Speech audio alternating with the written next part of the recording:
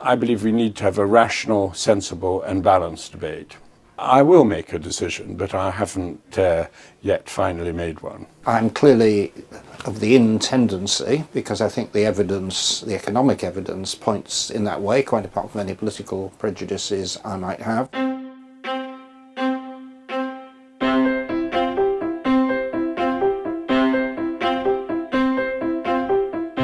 Good morning, ladies and gentlemen, and a very warm welcome to the National Institute. I'm Angus Armstrong, the Director of Macroeconomics, and if I can extend a special welcome to those of you who this might be your first time to the Institute.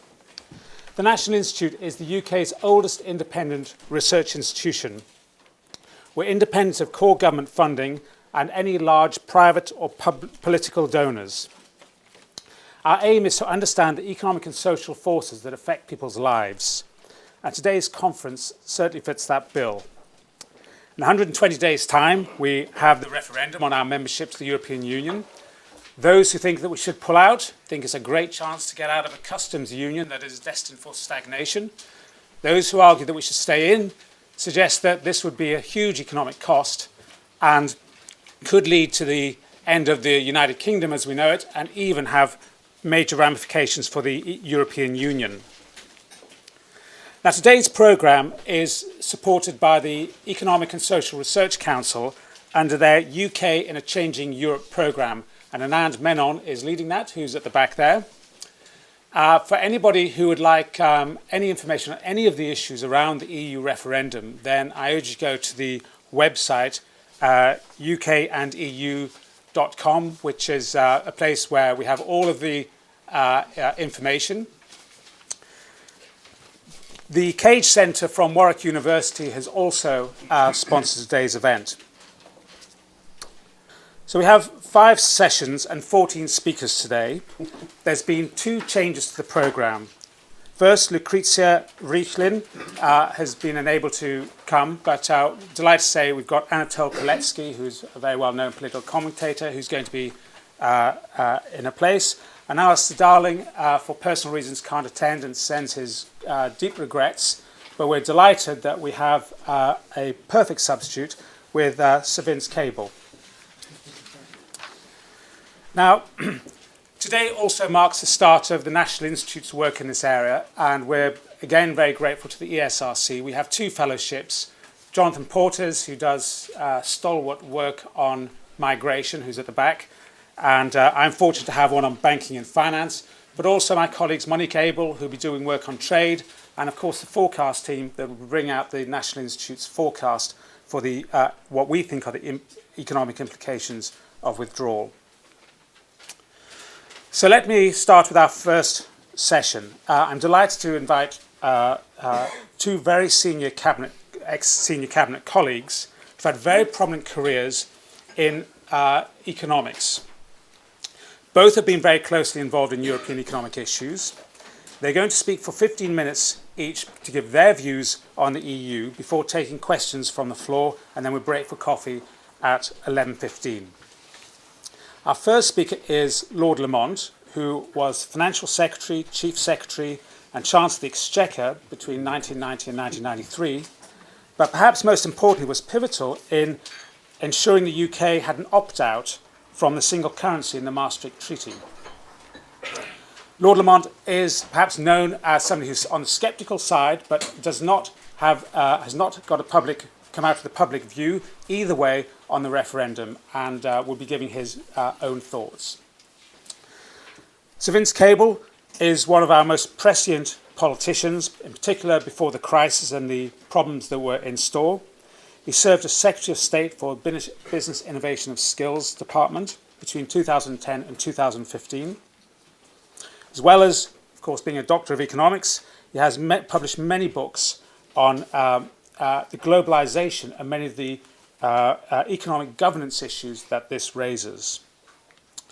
So I've asked our speakers who would like to go first, and they've both said the other. So I'm going to start off by, in the time-honoured way, a very good forecasting method of flipping a coin. And Lord Lamont, heads or tails? Heads. It is heads, so you get the choice, I believe. It's very difficult. Now you are stuck publicly. I'll go second, I suppose. Very good. Sir Vince Cable, thank you.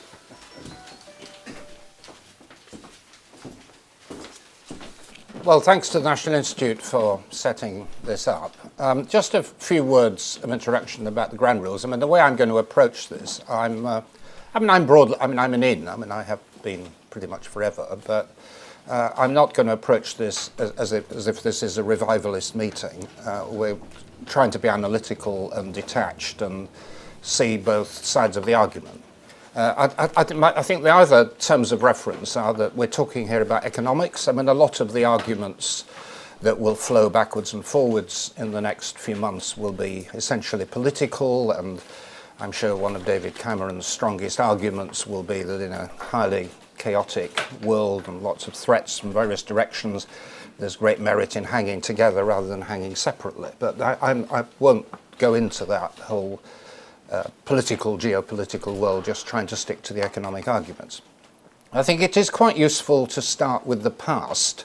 I mean, Norman and I have the advantage, not merely that we, I think, debated these issues as undergraduates half a century ago, but we're involved in the first referendum. I was in Scotland at the time. I went around Scotland on working with my political mentor, who was John Smith, and we were pro membership of the European Union. We were debating against the most virulent opponent at the time was Robin Cook, who subsequently became a very pro-European foreign secretary. But he made the case, Europe is a sort of capitalist club. If you want socialism, you've got to stay out of it. And he was joined by Sir Teddy Taylor, who was Scottish MP at the time, Powerlight, arguing exactly the opposite argument, but coming to the same conclusion. And indeed, one of the interesting features of this, rather irritating features of this debate, is the very strange bedfellows. Now, whether it's Powell and Ben in the 70s, or today David Cameron and Jeremy Corbyn on the same side, or George Galloway and Farage, we have this odd phenomenon of people starting with exactly opposite views of the world, but coming to the same conclusion, or vice versa. And I think that is not merely a point for political point scoring. I think it's something we need to reflect on when we think about the economics of this, because at the heart of this whole debate is what is the counterfactual? What would we be doing if we weren't in the European Union? What would we have been doing had we not been in it? That is the key question. And clearly, if you envisage the alternative as a socialist paradise or a completely free market economy or chaos, you're going to come to radically different conclusions. I think in the real world, we're probably talking about quite a narrow band of counterfactual alternatives, but it's always important to specify what they are. I mean, if, for example, I was trying to interpret what Boris Johnson was saying, I think his view about the alternative is that it's not actually enormously different from what we have at the moment, that you go back and have another round of negotiations and you knock a few of the rough edges off. But if you're John Redwood, much more clear, logical position, you start with a completely clean sheet of paper. You assume that we're like the United States or China, without any access to the single market, without any preferential trade agreement. But it's very important we specify exactly what that alternative is, because clearly it leads to very, very different conclusions. I think the other area where I think we need to be clear about what we're trying to say is about what's the time horizon over which this argument is going to take place. There's one I thought one of the better studies, actually, of the economics of Brexit was done by one of the skeptical groups called Open Europe, and they did a study of 2030, and the conclusion they came up with was that if we had Brexit, you've got quite a wide range of likely outcomes, and it was either, I think, minus 2.2% of GDP or plus 1.5. Essentially what they were saying, that the costs of Brexit are likely to exceed the benefits, but not by very much. And if you take a 15-year time horizon, that seems sort of sensible, because after 15 years, arrangements have got sorted out, there's a new cycle of investment, people know where they are.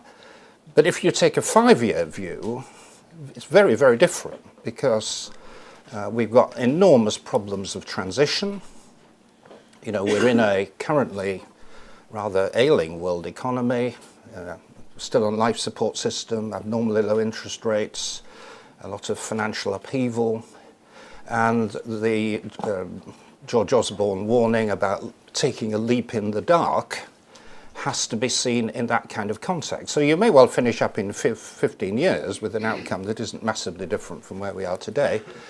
But if you take a shorter term time horizon, the potential for uncertainty, for upheaval, is very, very considerable.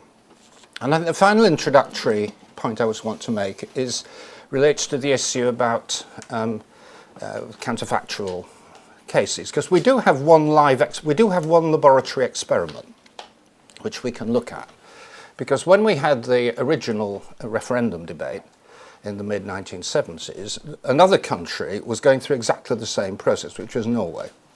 I mean, I know about this because I was co-opted to go off to Norway to support the Norwegian Labour Party, who were campaigning for in, and it was a very different outcome from here, for reasons which had a lot to do with Norwegian history and hatred of the Germans and the rest of it. But they came to the opposite conclusion. So what conclusion can we draw from that laboratory experiment? Well, I mean, Norway's actually a lovely country. You might say, well, so what? You know, they stayed out, still very prosperous, very stable, good welfare state, all those things. Probably has much more to do with the fact that they managed their oil wealth rather better than we did, but nonetheless, you could say, so what? Didn't do them any harm. On the other hand, of course, what the Norwegians have is a very substantial contribution to the European budget. I think in per capita terms it's not very different from ours. They also have the disciplines of freedom of movement within the single market. The most difficult and toxic political issue here is about migration, but in Norway, which opted not to be a member, their per capita immigration from the European Union is actually rather larger than it is here. So the differences between in and out, seen through the lens of an experiment of that kind, produce conclusions which, you know, are reassuring on one level, but also suggests that you're not going to produce a very radical departure. Okay, well those are my sort of introductory comments. Let me just quickly rattle through what seem to be the main kind of subsets of the big argument. One is the budget. Secondly, internal trade. Thirdly, external trade, regulation, and a little bit about macroeconomics. Probably there isn't time for all of that, but I'll make a start. In terms of the budget, that's the one tangible thing that we can look at. The net cost of membership in budgetary terms, about 10 billion, over 0.5% of GDP. You can consider that big or small, but at least it's something tangible we know. And if you're a Brexit campaigner, you can argue that this is something that we could dispense with, unless you look at the Norwegian case, which is, of course, you don't dispense with it. But this is the one tangible thing, if you're looking at the economic costs and benefits, you can latch onto. Secondly, and much bigger and more important, is the whole issue about the benefits, the economic benefits of having been part of the single market. Very difficult to quantify because, having done this kind of work in the past, it's reasonably easy to calculate the benefits of trade creation when you're talking about tariffs and even to some extent quotas, because you can look at the rents. What are the benefits of having been in an arrangement where you have standardized uniform standards or mutual recognition of standards, which is essentially what the single market's about? The very difficult, qualitatively quite difficult things to measure, like having a common rules of procurement, having a common approach to competition, having a common approach to state aids, all of which, if you're an economist, increase competition, improve economic efficiency. Very difficult to put numbers on these things, but very substantial, I would have thought. Certainly, potentially, much bigger gains than the gains simply from the removal of tariffs. And there are a whole set of studies which try to quantify what are the benefits of being in a single market as opposed to merely being in a free trade area. I think some of the bigger studies come up with 4 to 5% of GDP, but obviously there's a vast area of debate here. But if we're looking specifically at the pros and cons of membership of the single market, it's always struck me in my capacity as Secretary of State that what really matters here are the impacts on inward investment. Britain hasn't been brilliantly successful in its external trade performance in recent years, but has been a major successful attractor of inward foreign investment. And there was some quite interesting work done by the OECD, which suggested that if you take away the attractions of the single market, inward investment to the UK probably falls by a factor of about a third.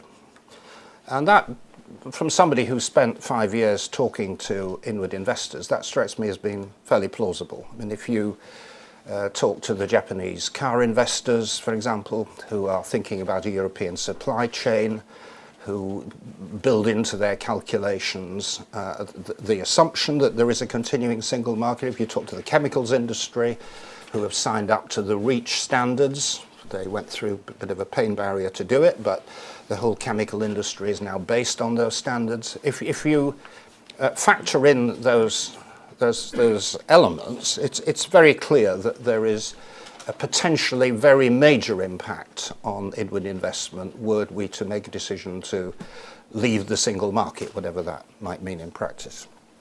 There is another element to this too, which is the role of financial services. I mean, I sometimes, I have to confess, sort of quailed a little bit when I heard that our main objections in negotiations in the European Union to protect bankers' bonuses. But nonetheless, if one tries to be dispassionate about it, the financial services industry is a massive British export industry, 58 billion, something of that order, of which 20 billion, I think, roughly is to the European Union. There are whole swathes of financial services activity, from maritime insurance to foreign exchange trading, where Britain is overwhelmingly the largest market within the European Union.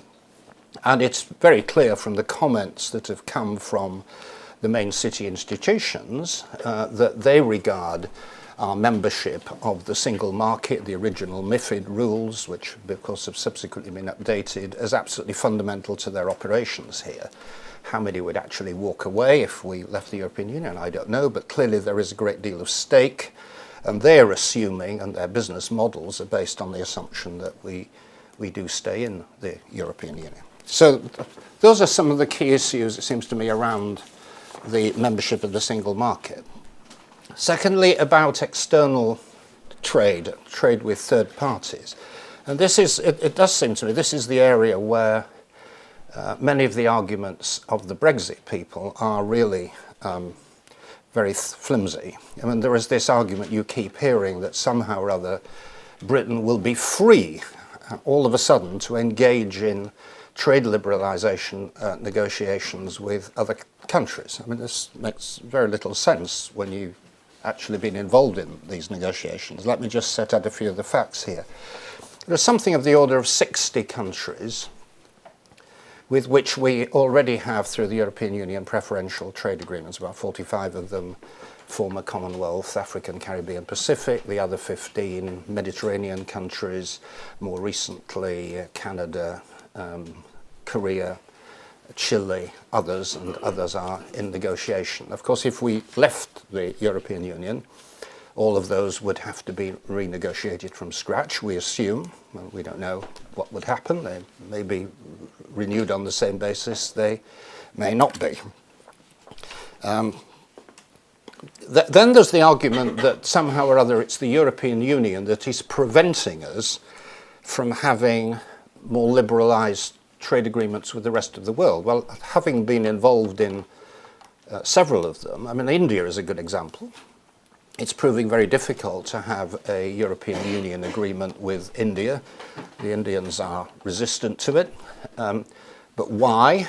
One of the main reasons, of course, is that the British have a very strong resistance to liberalising what's called Mode 4. which is technical jargon for immigration. The Indians want freer immigration for IT personnel. And actually it's the British who have been blocking further liberalisation of trade with India, as it happens. And because in the modern world it's trade in services, which are fundamentally more important than trade in goods, and trade in services almost invariably involves movements of people, the issues about trade and migration tend to collide.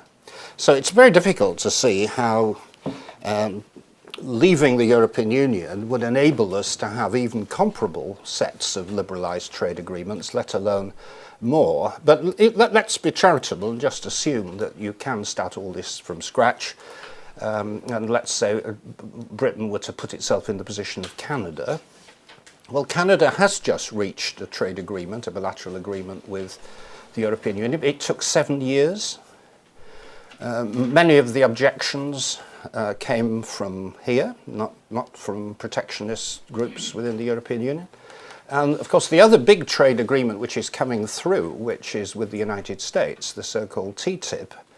Again, many of the objections to signing TTIP come from the UK, from our the NGO campaigning, and in Germany too. Otherwise the European Union and the European negotiator would have no problem signing tomorrow. So the idea that there's some easy step to Britain just moving outside the European Union, signing up with a whole lot of liberalising trade agreements makes very little sense. Let me just say a few words about migration. I mean, this is actually the core issue emotionally and politically. This is what most people who are anti will be voting on. The economics of migration is quite a tricky area. The arguments are slightly different in relation to trade. Norman and I think we did the economics course at Cambridge about the same time, and there was one standard article which we were all told to read by somebody called E.J. Mission, who was very negative about migration, and he basically argued that if you have free migration, you reduce economic welfare because you may increase output, but you reduce output per head. That was the standard, rather static picture of migration. And it's clear that the economics of migration are, less attractive from a purely economic point of view than free trade. Nonetheless, the evidence we have, and there's quite a lot of it now, is that the migration we've had from Eastern Europe has been, on balance, considerably beneficial to the UK. I commissioned large numbers of studies when I was in Biz. We drew on large numbers of academic articles that have been written on it. And 2 points came through that in fiscal terms, tax and benefit spending, having a young population of work-seeking migrants was actually very positive for the UK Treasury. It makes it very odd that Cameron has chosen to base his negotiation on child benefit, because it's actually in the benefits area that we probably benefit most from East European migration.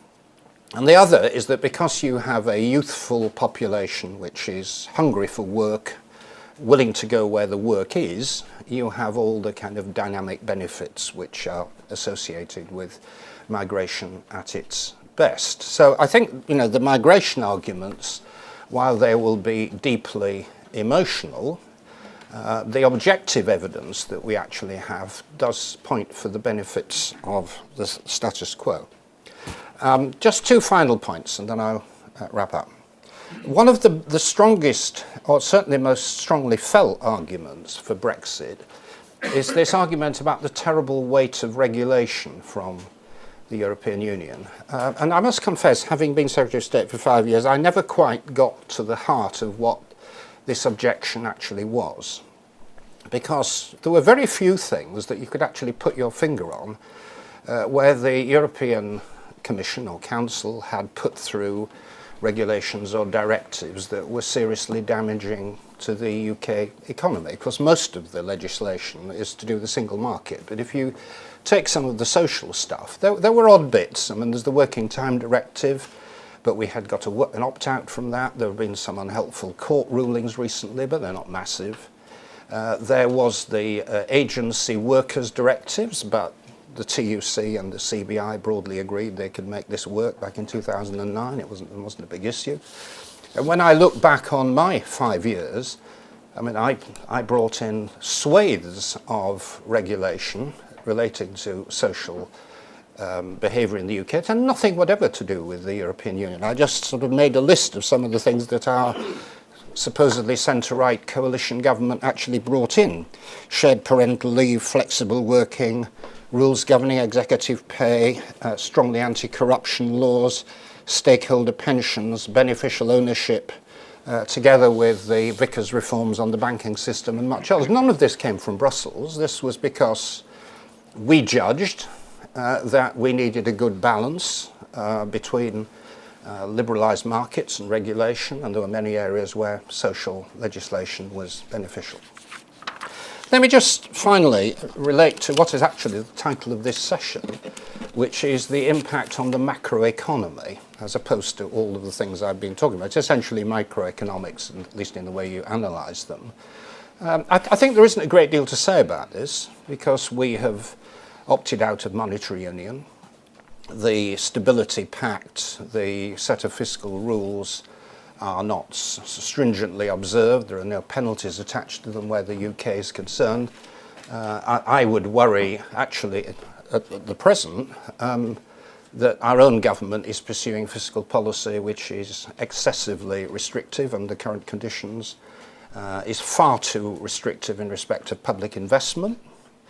The fact that George Osborne is pursuing a policy of no government net borrowing, as opposed to the 3% of GDP deficit that you're allowed under the Stability Pact, seems to be quite unnecessarily restrictive. So the idea that we are confined by European macroeconomic policy objectives to do things that we wouldn't otherwise do does seem to me to be rather specious. So although this session has been given this heading, I'm not sure that we've got a great deal to say about it. What I would say, my final point, I mean, as a country, I think we do have enormous economic problems, actually. We've achieved a recovery of a kind from the depths of the financial crisis, but we have very, very low productivity levels compared not just with Germany and France, but even with Italy in terms of productivity per man hour.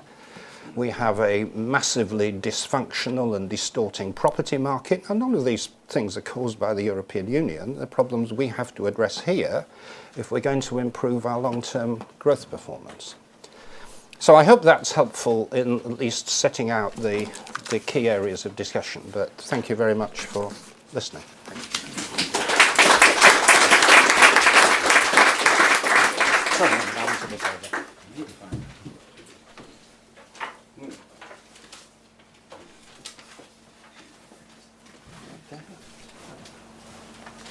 Ladies and gentlemen, Mr. Chairman, first of all, thank you very much indeed for asking me to this seminar. I do feel I'm here slightly under false pretenses because I was billed as someone who was definitely in favour of out, which is slightly, as I say, under false pretenses. I have not actually declared a position. I've not committed myself to voting for leave. I have actually declined so far to join Vote Leave. That is not to say that I won't have a position. It's not to say that I won't come to a conclusion. I'm not trying to do a mini Boris Johnson, but I have found it slightly more difficult than I had imagined. I'm very grateful to my old friend Vince for the way he put his case. I thought he might put it rather differently. To my astonishment, I find myself in a measure of agreement with many of the things he said. I had intended unkindly to say, in a carefully rehearsed impromptu remark, that by the time I had finished listening to Vince, I was quite sure I'd be convinced for the exit. But that would be to misrepresent the nature of the speech he made, and I'm very grateful for the way in which he approached the debate. I am a Eurosceptic, but I have never ever said that we should leave the EU. In 1994, I got into tremendous trouble and had a slight disagreement with my former special advisor, David Cameron, when I had said at a Conservative Party conference that I thought the time might come when we would have to choose between being part of a political Europe and leaving. And actually, I think making that remark in 1994 has anticipated a lot of the developments in the EU and a lot of the things that have made people feel uncomfortable. I do regard the European Union as in many ways a dysfunctional organization. Different ministers probably have different experiences. I recall one of my cabinet colleagues, a household name, saying to me it would be impossible to work in the European Union and go to those Council of Ministers meetings and still believe that this was an effective organization. But having said that, what has made me hesitate? Well, there are three factors really.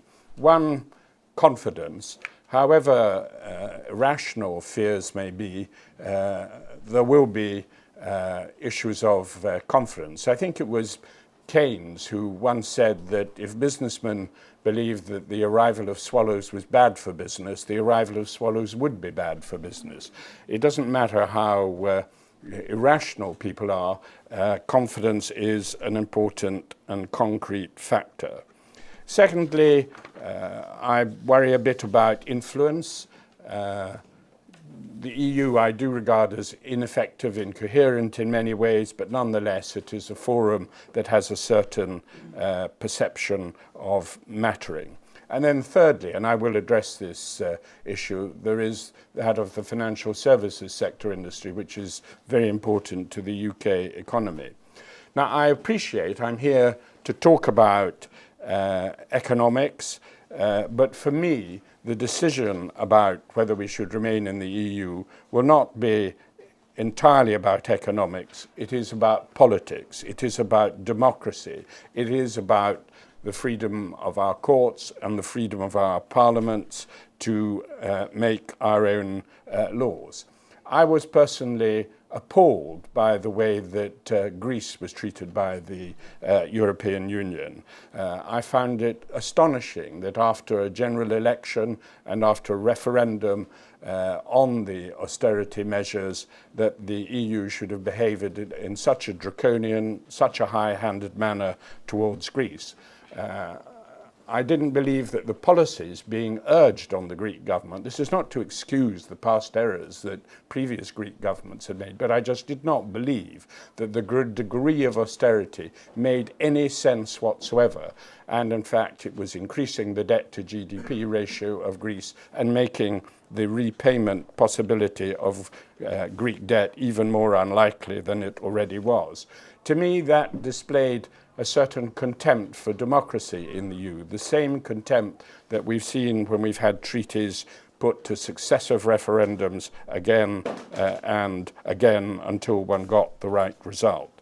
So for me, and I am coming to the economics, which is what we're here to discuss, but I'm trying to explain that for me, it is a question about trying to balance what I think are finely in themselves finely balanced arguments, and I in many ways agreed with some of the points that Vince made, versus the compromised parliamentary democracy that we have. And one will have to ask oneself, what value does one place on this compromised parliamentary democracy?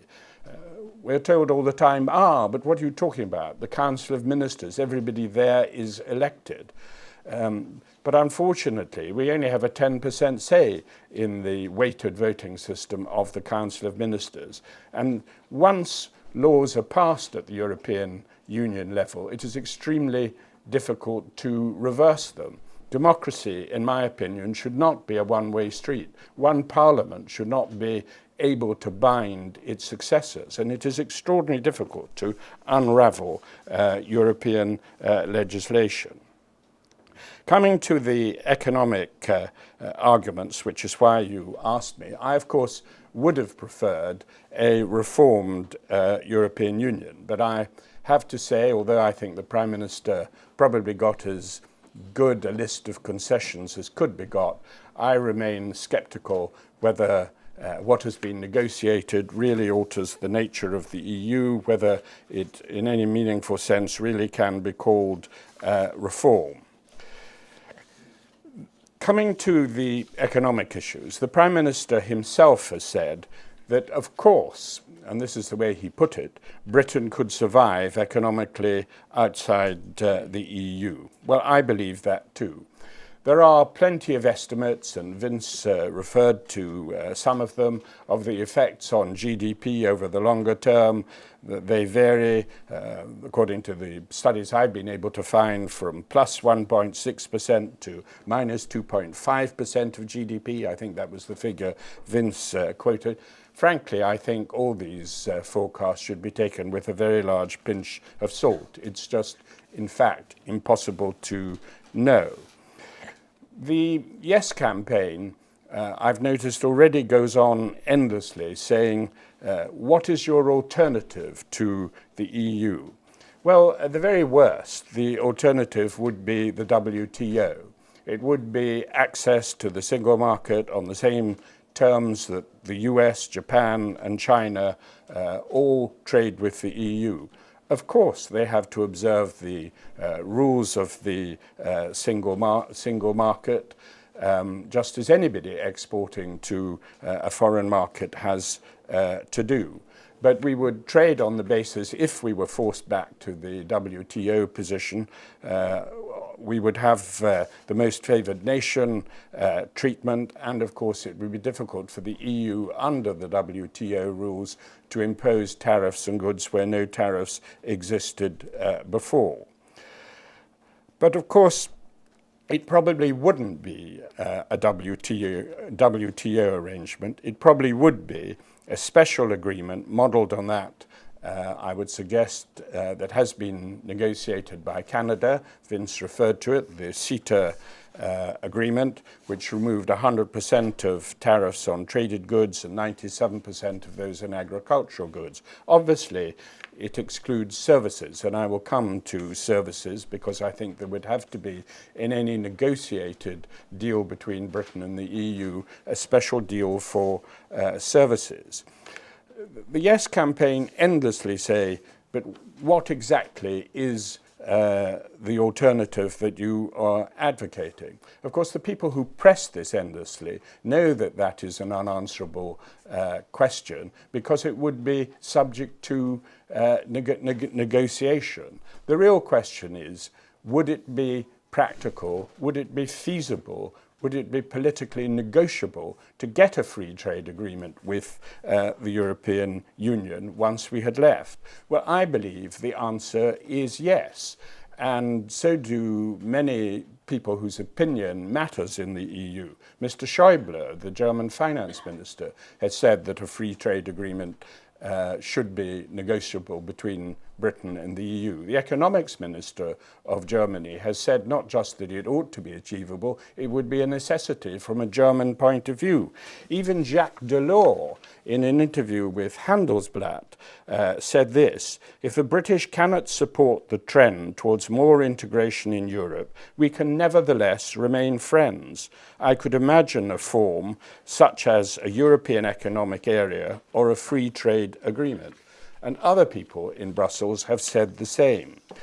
We're told that the European Union might be extremely annoyed when we voted for Brexit. I can't understand why anyone should be vindictive or annoyed about it because a country decides through a democratic process to separate from a trading bloc.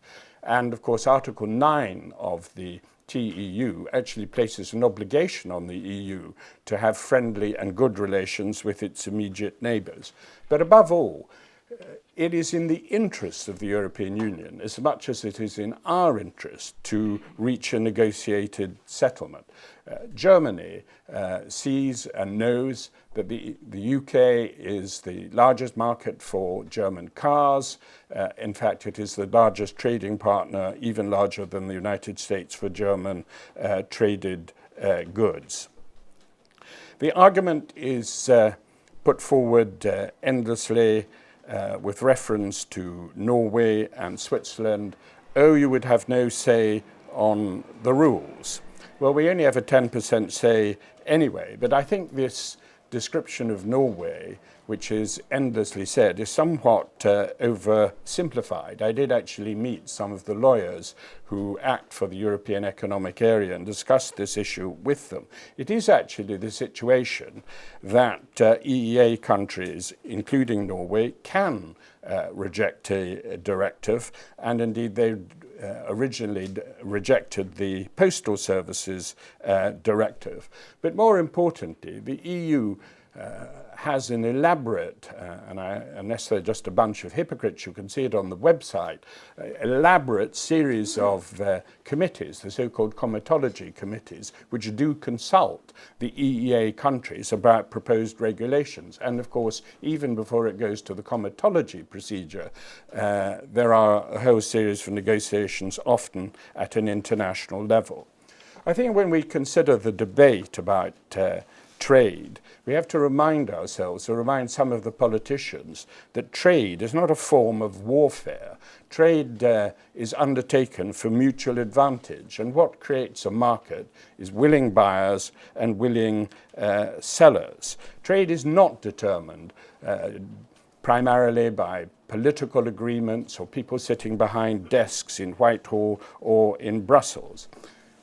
The Swiss economy, I know the British hate any comparisons with Switzerland. We think it's just demeaning to compare ourselves with Switzerland, despite the fact they have a thoroughly flourishing manufacturing sector, thoroughly flourishing financial sector, and a far higher GDP per capita than we do. But Switzerland has a more integrated economy with the EU than we do. Switzerland exports more per capita to the EU than we do. I think we exaggerate the effects of the trade agreements and ignore just the facts of geography. In fact, I would dispute that really the single market has had much effect in generating more trade. I think the Kennedy round, the GATT negotiations, the general liberalization of tariffs in the 1960s were just as significant in terms of creating more trade. And in fact, if you look at the statistics of when Britain joined the EEC, you will see that there was a very fast increase in trade actually in the period before we joined compared with after we joined. Now, just to come, if I may, very quickly to some of the points that Vince raised, and in particular the city. The city is important because it is a large part of our services earnings. We run a considerable surplus. I think it's about £27 billion or euros compared with our large deficit in manufactures. But of course, the earnings of the city are worldwide. I think 1/4, according to the FT, of city earnings come from Europe. We have 75% of Europe's capital markets and banking revenue. There is more American turnover on the London Stock Exchange than there is European. If you look at insurance, the market is larger and the turnover is larger in the United States than it is with Europe. There are around 100 foreign banks in the city, including, of course, Deutsche Bank, employing 7,000 people, the head of its investment banking arm. But the city is a world centre, and what Europe needs is a world centre, not just a financial centre for Europe. And I don't think it is going to be easy, and I don't think it will happen, that people will just up sticks and go to Frankfurt or Paris. And I think the human capital that we have in the UK is a major factor in favour of the city continuing to be the preeminent financial centre in Europe. I noticed that the House of Commons Select Committee under Andrew Tyrie has been taking evidence on this just I think it was very last week. They had evidence from the Vice Chairman of Mark Astaire Vice Chairman of Barclays Investment Banking, who stated quite unequivocally that he thought that in 10, 20 years' time, even if we had left the EU, London would remain the prime financial centre for Europe. Vince talked about some parts of regulation and parts that were to our advantage or disadvantage. I mean, I have here on my desk a study by Business for Britain, which examined 20 measures affecting the wholesale financial markets. It came to the conclusion, when it examined 20 of these specific measures, that 10 of them would not have been introduced if Britain had been responsible for considering them by itself. The ones that would not have been included would have been the Alternative Investment Management Directive, the short selling restrictions, and, dare I say it, because Vince probably rather supports it, the bonus cap.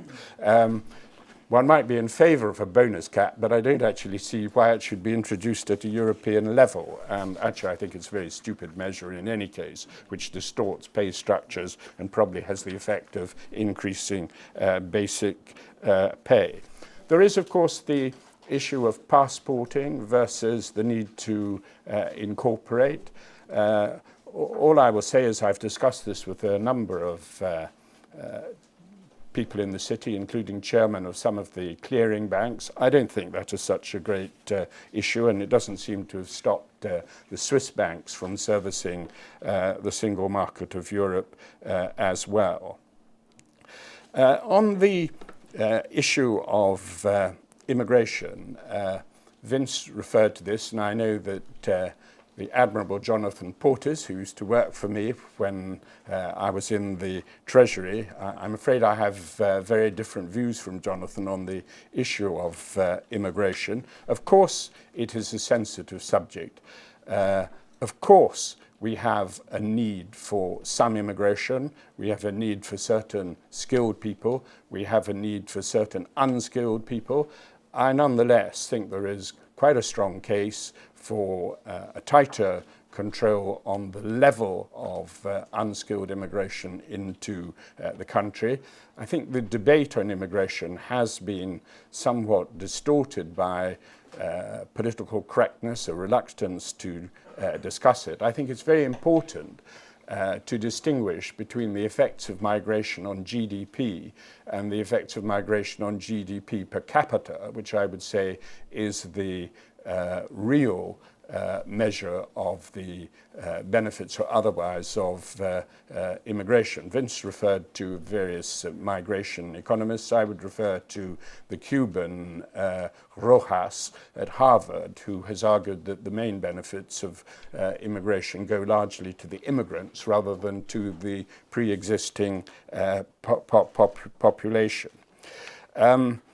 On the burden of regulation generally, well, I agree with Vince. It's very difficult, in fact, to quantify this. There have been estimates of several percentage points of GDP from Tim Congdon. These have been disputed by Open Europe. But you've got Patrick Minford, I think, coming to speak later in the day, and he is very strong on this, and he will give you his view about it. Can I just say that I do agree with Vince about this issue of trade agreements and the freedom to make. I think this is wildly exaggerated by the Brexit campaign, the ability to make your own free trade agreements throughout the world. On the other hand, I think it's also a wild exaggeration and not correct to say the fact that the EU has 60 agreements with different countries around the world means that the UK, in the event of Brexit, couldn't grandfather those agreements for the time being. So, ladies and gentlemen, I think I will conclude really at that point. I think in the next few months we're going to hear a lot of scare stories. We've already heard quite a lot about how the Premier League and football is going to be totally destroyed by Brexit. According to EasyJet, travel is going to become by air the prerogative only of the elite, and we're told that mobile telephone charges will go up. I would refer you to the cover of Private Eye this week. It's a sort of mixture of Bruegel, Gerald Scarfe, and various other horror comic pictures, and on it you will see babies being eaten, virgins being violated, and all sorts of dire consequences for Britain in the event of Brexit. Let's have a balanced debate and not believe some silly scare stories. Thank you very much.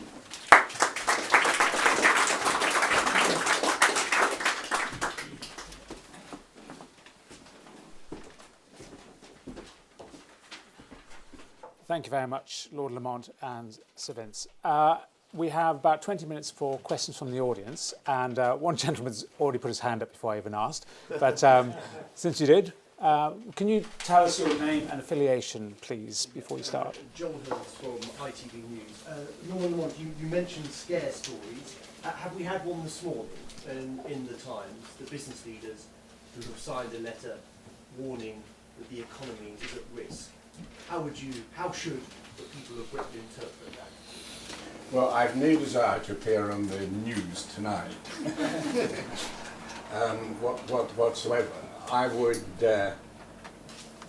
simply say that, obviously the leaders of FTSE companies are important, but many of the FTSE companies, I haven't actually seen the list, but many of the companies listed in the FTSE 100, of course, don't really do their business in Britain. We're talking about the oil majors, the mining companies. The FTSE index is really not representative of the UK economy. There are other lists that can be compiled. I haven't seen the list, so it's very I can read you some of the names. No, I don't want to know, thank you. Oh, okay. Yes, Jared Hawthorne. Yeah, Jerry Hotham. One of the elements of this debate that I find quite puzzling is that everybody regards the EU as a given. It's just there. And the question is, are we better off in or out of it from a British point of view? But people don't say whether they think the EU as an idea is a good thing for Europe. Because if you think it's a lousy thing for Europe, they've just made a bad mistake, then of course it makes sense to say we don't want to be in it.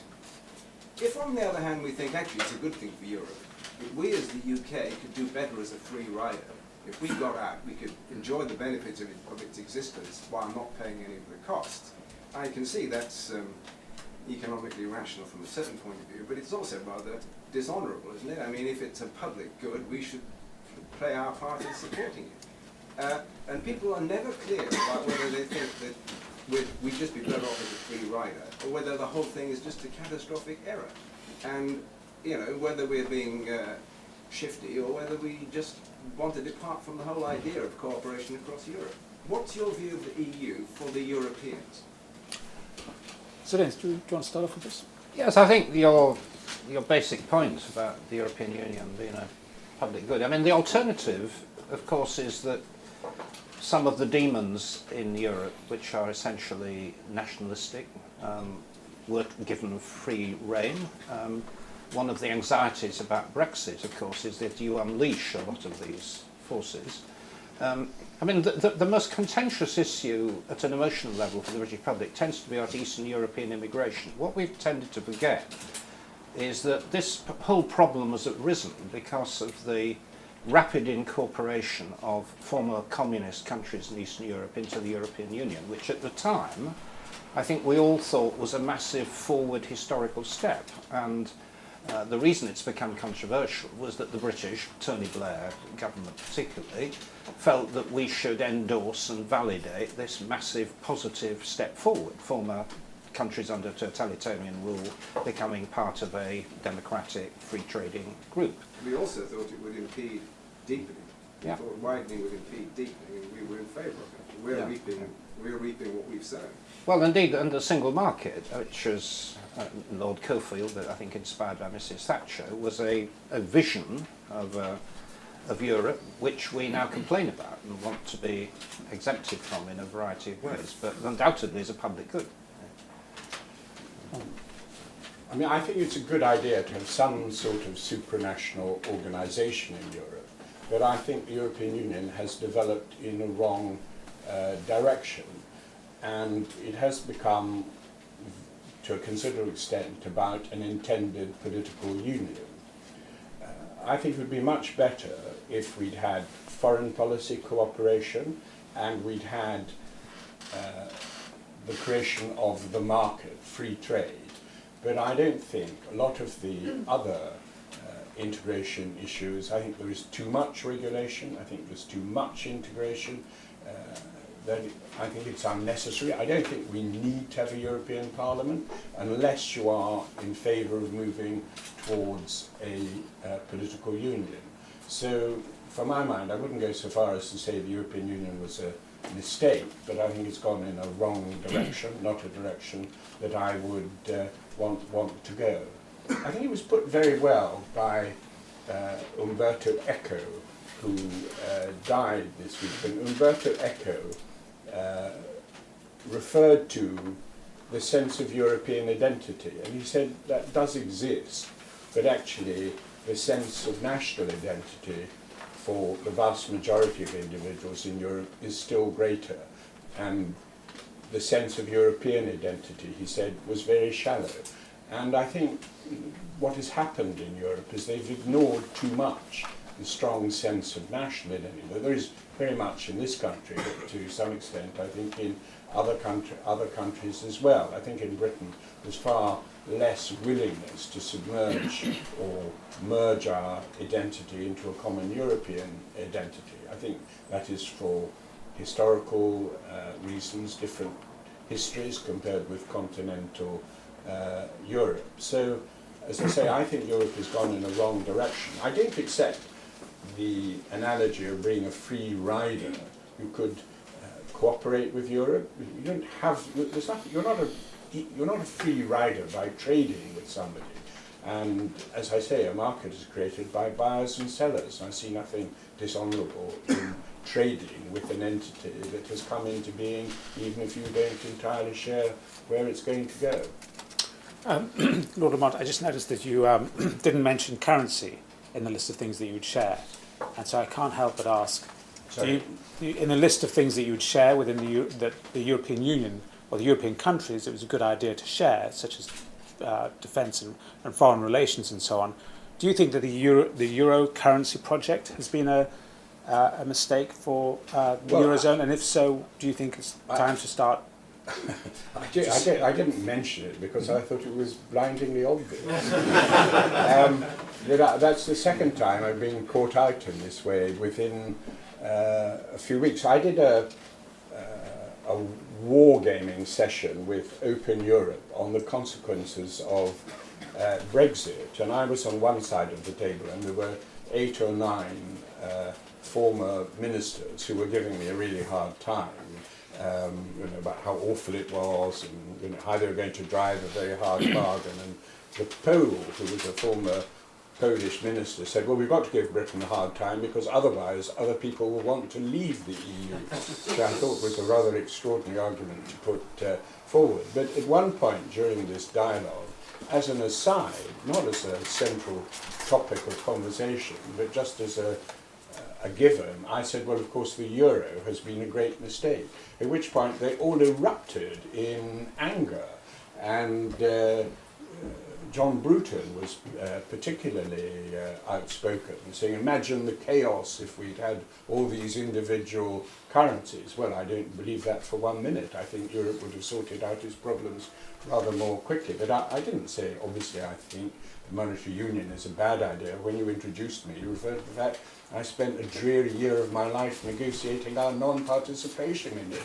And, it's sort of written on my my soul that the euro was going to be a disaster, and I'm afraid I think it has inflicted misery on the continent of a totally unnecessary kind. And I referred at the beginning to the policies in order to keep the euro together that were forced on Greece, which I regard as quite outrageous and quite mistaken. Vince, you... Sorry, Yes, well, I mean, I think it was Norman's first point about how terribly undemocratic it was to impose the rules of the Eurozone on Greece. And I agree that the behaviour of the Eurozone towards Greece was pretty appalling. I wouldn't try to justify it. But I think this is in a way inherent in any system of governance beyond the nation state. I mean, the attitude of the Greeks towards the other Eurozone countries in the wake of their crisis is identical to the attitude of the Latin American countries in the early 80s towards the International Monetary Fund, because the International Monetary Fund was trying to impose a set of rules for which its democratic legitimacy was probably slightly less than that of the Eurozone. And equally within the World Trade Organization, if you regard that as the alternative arbiter, of course it's supranational, it imposes its rulings through legal rulings of the kind which we get in a stronger way in the European Union. So the whole idea that the European Union and within that the Eurozone are particularly undemocratic because they have rules is actually an attack on the whole concept of governance at a level beyond the nation state. And the question is, what is it you're asking for? I mean, it is certainly true at the moment that the Eurozone is in very, very deep difficulties because it is a half-constructed entity. It doesn't fully satisfy the conditions of an optimum currency union. But I make the slightly heretical thought that it's possible that if they address the underlying weaknesses, which are the absence of a proper transfer mechanism, for example, it may well be that in 10 years' time, the Eurozone will have survived, will function much more effectively, and we will be sitting here with our somewhat dysfunctional economy, highly unbalanced, all the problems around property, wildly fluctuating exchange rates, and beginning to wonder whether actually the equation is quite as obvious as it looks today. Could I just comment on one point? I mean, I think Vince identified what I think is the real problem in the European Union when he highlighted the conflict between there being treaties which are unable to be altered except when you have another intergovernmental conference. You have treaties and then you have national elections. And if more and more law is enshrined in these treaties, they come into conflict with local democracy, with national elections. And that is what happened in Greece. The Greek people voted for different policies, but of course different policies were not permissible because the treaties which had been signed were said otherwise. And this is what I think is the great problem of supranational governance, that lawmaking becomes a one-way street and elections. I mean, it would be a terrible thing if in this country we got in a situation like that on some other issue with the EU. It's very unlikely because we've opted out of so many things. But I think it is a real problem for the EU in the long run, and maybe why the EU will become very difficult to work. Chris Charles. In the spirit of debate, and rather than taking a one-sided campaigning role, I just wanted to ask both Vince and Norman what it is about their sort of the sides of the debate that depresses them most. What they cringe inside when they hear about their own side. Well, I think there is a tendency to exaggerate on both sides, and I think as Norman's little point at the end about the private eye front cover is probably fair.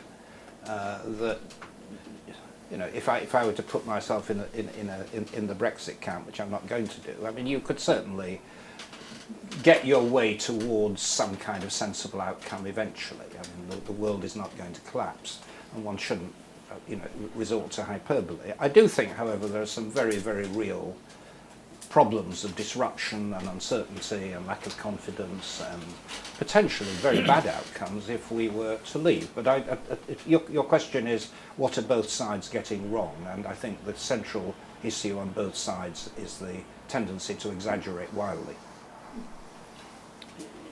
Yes, I would agree with that. Simplifying too much, describing Brexit as a leap into the light, as one person put it, this idea that with one bound, Jack will be free and we're signing free trade agreements all over the world. I don't agree with this, as I've said. I agree with what Vin said. I don't agree with this point that we're going to suddenly find some nirvana with lots of free trade agreements throughout the world. Britain's record in exporting to developing markets, third world markets, is not good, but it's not because of the EU, it's because we're not good at it. And Germany and other countries show that it can be done and can be done much more successfully. Phil Baldrick. Yeah, Phil Baldrick at the Times. Just on the issue of passporting and the city, do you think it's possible that a negotiation could be struck where we end up, where the Europeans allow the city to passport banks into the European Union, which obviously is the big problem for the city post-Brexit? So some kind of trade deal could be struck where we did maintain passporting, which would resolve that issue and protect the city in the future? Or is that an impossibility? I don't think it's an impossibility. It is a interesting question. Actually, to be honest, I'm not entirely sure how important passporting is. I sort of tried to go around the city asking people, and I find very few people who actually passport rather than incorporate in the single market. But I assume I just haven't been able to find them, and that they do exist. But I can't see why it shouldn't be possible to have an agreement on passporting, because Britain's system of regulation, given that it's been formed in cooperation with the EU, it would be very difficult for people in the EU to argue that Britain's system of regulation and supervision was not as good as that in the rest of the EU, when we've been working together for so long and they have agreed the regime that is in the UK. It would be very difficult for them, just because there was a Brexit, to say, oh, your regime for supervision is no longer good enough, when it was good enough the day before yesterday. So I think in a reasonable world, it ought to be possible to ensure some passporting rights. Switzerland does have some passporting rights, as you probably know, in the field of insurance. But not in banking, and not in all aspects of insurance, but in some aspects of insurance. I think that's a somewhat static view, actually. I mean, the most important issue of substance in David Cameron's negotiations, as opposed to all the symbolic things, was really about whether you maintain a single rule book in financial services, with exceptions, which is what he's negotiated, or whether inevitably you get two sets of rule books opening up. And if the Eurozone consolidates as opposed to fragments, I mean, one of the key elements will be a stronger banking union, and it will involve issues around resolution of failing banks, deposit insurance, which they haven't yet been able to sort out, and a whole set of other factors which mean that the rule book governing certainly credit institutions, not necessarily all financial institutions in the city, is fundamentally different from here. And the British system may well be better, but that's not the point. The point is that the European market, which is very substantially bigger, will be on completely different principles, and British-based institutions will have to make a choice as to whether to migrate or not. And Anne Menon. I just want to come back to what Vince Cable said about nationalism. So I can't hear I just about want to come back nationalism. to what Vince Cable said about nationalism, because it seems to me we assume too easily that the EU is a kind of buffer against the resurgence of European nationalism and is thus a kind of political public good. Is seems to me a case can be made that it is the EU that does more than anything in contemporary Europe to actually fan the flames of insurgency politics and nationalism. I mean, for a variety of reasons, not least the fact that it is seen to interfere directly in issues of massive political salience in the member states, with huge distributional consequences, without real democratic legitimacy. That the EU is as guilty of fostering the kind of populist politics we see all over Europe now as anything else. Well, I think I'd simply take a different view. I mean, if you take the broad historical picture, the European Union has managed to contain in a set of rules, which some people consider excessively advanced, a lot of very ugly emotions that dominated us for decades, centuries, and conflict and all the rest of it. But I think one interesting side issue arising from your question is what happens in the United Kingdom. I mean, I don't take the view that it's automatically the case that if we vote for Brexit, the Scots will take off and run. But nonetheless, the mere fact that that question is being posed seriously, I think, does worry me greatly. As somebody who lived and worked and was active in Scottish politics, there's a dynamic happening there which is disintegrating potentially, and you've got the position of Northern Ireland that could easily become quite completely untenable if Britain exits. And so, the nationalism, the rather gentle nationalism that we have within the UK could become much more divisive, I think, in a Brexit scenario. Jacob. Yeah, so I'm Jacob Neal, Morgan Stanley. I just wanted to ask the speakers about their attitude towards the deal that David Cameron succeeded in negotiating, which has been dismissed as thin gruel by many on the Brexit side. But it seemed to me there were two aspects to it that were quite positive. One was it was negotiated remarkably quickly for an intergovernmental conference, perhaps because of the limited agenda, but still there was a sign of a certain flexibility. And secondly, whether they agree that the measures, particularly on economic governance, the principles for no discrimination against the pound, for the Bank of England being able to run independent prudential regulation to some extent, no Eurozone bailouts, actually did address a lot of the points of tension that have risen over the last few years and were consequently quite material. And the measures on immigration control and restriction of migrant benefits, while not earth-shaking, were also a significant step to address a major problem. Well, as I said in my remarks, I think they were probably the maximum that anyone could have achieved. I've no wish to criticise the Prime Minister for having made a sterling effort. I think, nonetheless, it's difficult to see that it measures up exactly to the criteria laid down in the Bloomberg speech. And is this fundamental reform? I think the safeguards against the Eurozone are welcome, worth having probably, but are they legally enforceable? I think there is a big question mark about how legally binding this agreement is, and the Prime Minister used the phrase legally binding, but a lot of opinion has been expressed that this is not legally binding. Some of it depends on treaty change later on. The area where I think the argument perhaps was thinnest is on the effect of the welfare changes on immigration. I mean, let me be quite clear about it. I'm strongly in favour of tighter control of immigration. I think the economic arguments for immigration have been vastly overstated. But I don't believe that immigrants come here largely for reasons other than work, and I don't believe that this limitation on benefits will have any great effect on migration. Just two quick points. I think it's completely wrong to present this negotiation as fundamental reform. It clearly wasn't. These are modest but useful and sensible changes, how I would see it.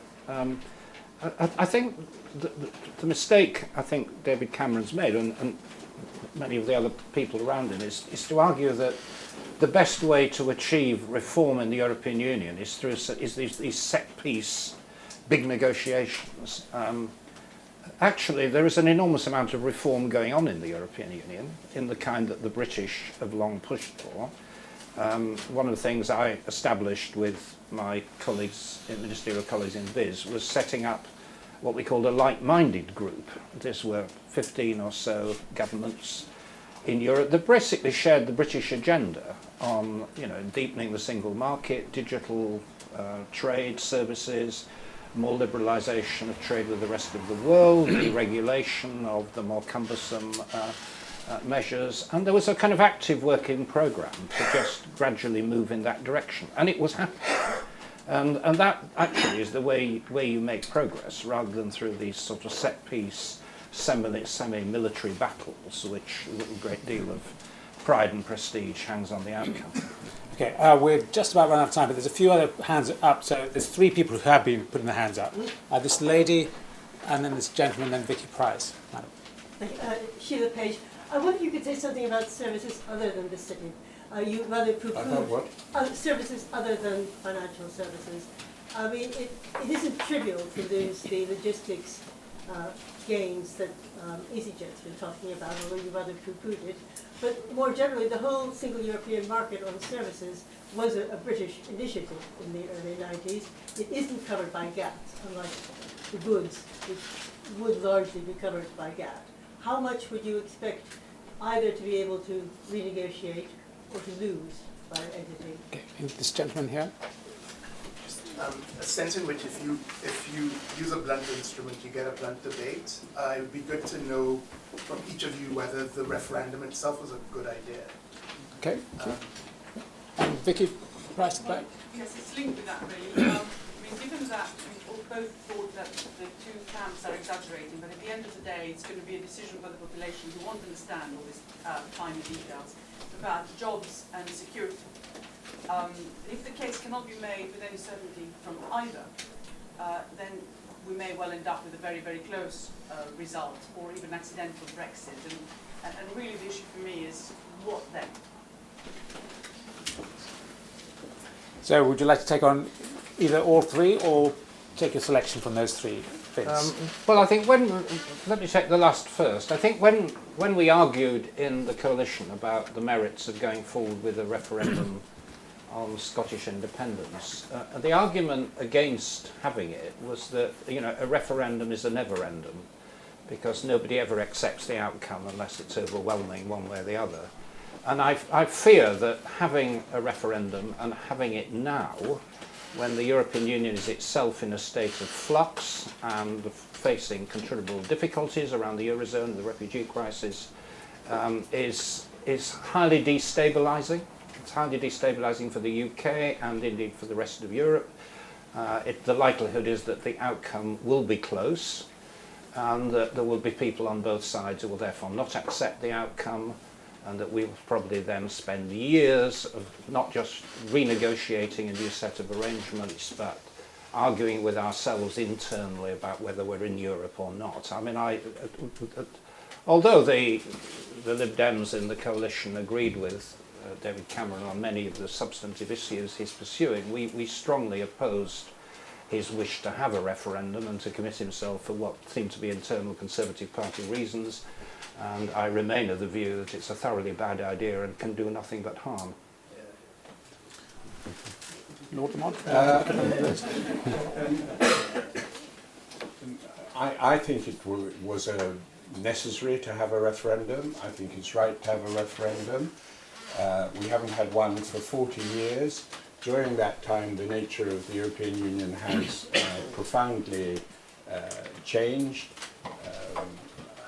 I remember very well the white paper in the 1975 referendum. When you look at that, it appears like a very misleading prospectus saying that European Union law will apply, be confined to economic matters. I think there's a large constituency in this country that feels dissatisfied with the direction in which Europe has gone, and I mean it's particularly among older people, feel that they would like another say. Of course it's right that referenda don't settle things forever, but I think it's a very dangerous thing to deny people a proper say and a vote on issues like this. The only people who can really determine questions of identity are the people themselves rather than governments, and I think it's a recipe for long-term volatility and long-term instability to deny people that right. On the services question, I'm not sure I've got a very satisfactory answer. I was astonished to see that other than in financial services, we actually run a deficit in services, according to Open Europe's publications, and quite a significant one. I think services generally, because obviously the issue of recognition and qualifications, that would have to be part of a negotiation. Sorry, just quickly on the services. There are two parts. I mean, first of all, services trade is actually and potentially much more important than goods trade, therefore the potential gains from trade are more substantial. The other issue which makes it so tricky is that most services liberalisation involves the movement of people. Not all of it, but much of it, and therefore it's inextricably tied up with the arguments about migration. That's what makes it so tricky. Thank you very much indeed. We're going to start the next session at 25 minutes to 12. There'll be coffee served next door. But can I thank both of our speakers very much indeed for an excellent start to the programme.